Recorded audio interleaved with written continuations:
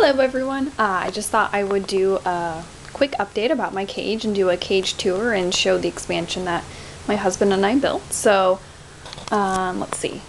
It used to be a 2x4, so it actually ended right here, and we just added this extra 1x2 section on, so now it's a 2x5, and we're still using fleece and liking that a lot. Let's see, just a couple things. So I used to have a 2x4 with a litter tray here with some bedding that they would use. And then when we wanted to add the expansion, the litter tray actually only went to about here instead of going all the way across the width. So that would have been a little tricky. We could have just put some coroplast down the other side of it.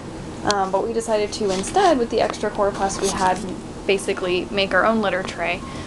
So this right now is a box that we made out of coroplast to fit the 1x2 area, and we just made that front wall a little shorter. It's 3 inches instead of 5.5 like the rest of the walls, so they can get in and out easily. And then we went ahead and just added the rocks here for right now to help them get in and out, but I don't think it's actually going to be a problem. It's pretty short. Yeah, so we have that in there, and it comes in and out easily from the cage for dumping out the bedding and cleaning it.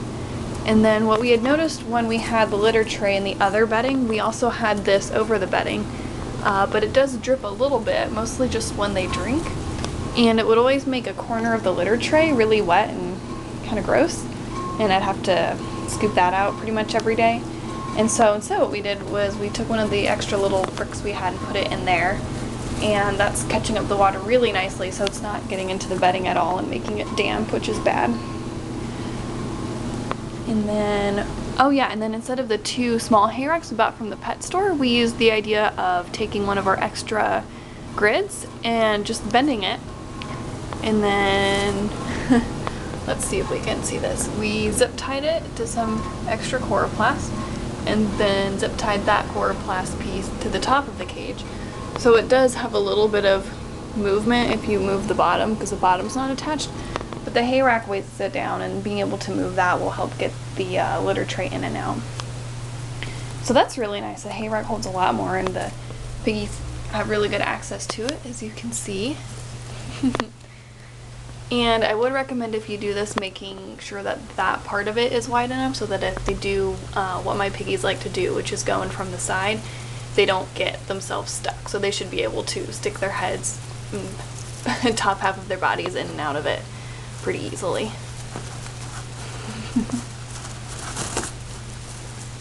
They like the little blossoms in there, so they always go digging around for those first.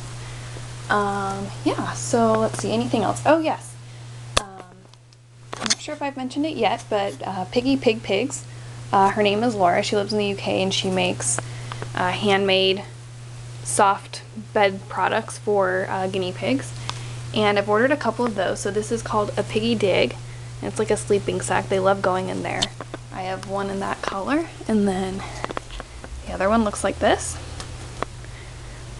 and then this is called a piggy snug, and it's a perfect size for one guinea pig, and they love that as well. And then I found this really neat idea online. Let's see if I can show it a little bit better. So I'll attach or include the link in the comment section or detail section of the video on how to make this. It's kind of, let's see if I can hold down low enough. If you can see, it's raised up a little bit. It's sort of a little loft, and what you do is sort of like the hay rack. You take one extra grid and you bend it so that it's kind of a 90-degree angle, and then you just cover it with some sort of towel or fleece or other cloth, and then you can either find a way to velcro it down, zip tie it down. For right now I basically just used binder clips, and then you just attach it to the side of your cage.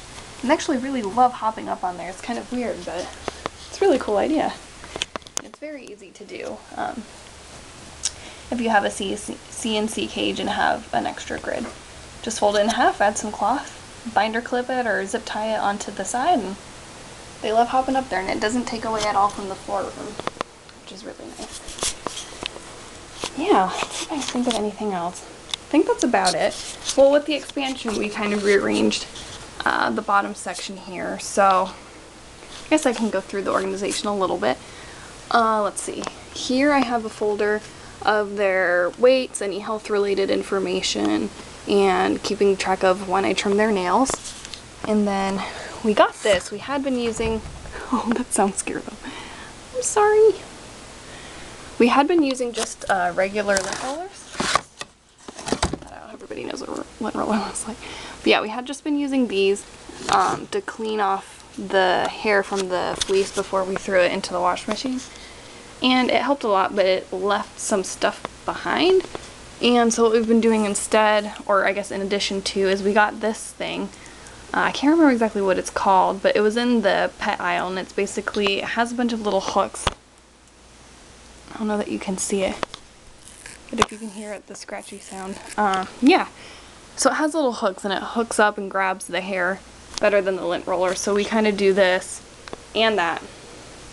And then we have a portable vacuum. Let's see if I can zoom in on it. Oh, it's really slow zoom. Well, we have a handheld vacuum that we use first to just pick up any big pieces, and then we do these two. And it doesn't take a long time, and it pretty much picks up all the hair, which is great. Put those back.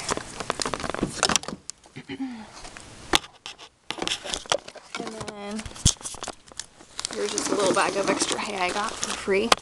And then let's see, I have this little bin which has some extra goodies, binder clips, care information for the fleece products I've purchased, and then a brush, nail trimmers, styptic gel, which is styptics are used to stop bleeding if you're trimming an animal's nails and you cut a little bit too short, they start bleeding and sometimes take a long time to stop. So if you get something called styptic powder or gel, you can apply it and it'll make it stop bleeding really fast, which is great. And then shampoo, basically just extra little goodies in there. And then I have my Tupperware with pellets, Oxbow Cavi Cuisine, Oxbow Timothy hay, and then I still have a little bit of aspen shavings I'm using up. I put them on the bottom layer, and then I put some Carefresh on top. And over there I have my Carefresh, and that makes it nice and soft for them.